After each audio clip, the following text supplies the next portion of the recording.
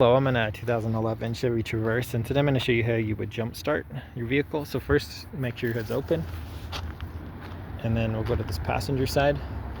And as you can see, there's no visible batteries anywhere, but fortunately they have these ports here to access easily. So you got positive here, just under this cover, and then a neutral negative terminal here that you could attach to. And then same for the opposite end, whether it's a car or a jump box you're jumping to, you match up your positives and your neutral terminals. Never want to cross them. That could short out your computer and electronic systems. But this would be the way to do the jump start. And to access the battery directly, you would actually go behind the passenger seat on the floor.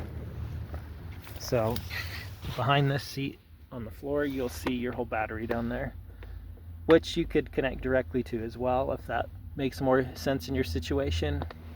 And then same thing to replace. That's be where you access to replace your battery.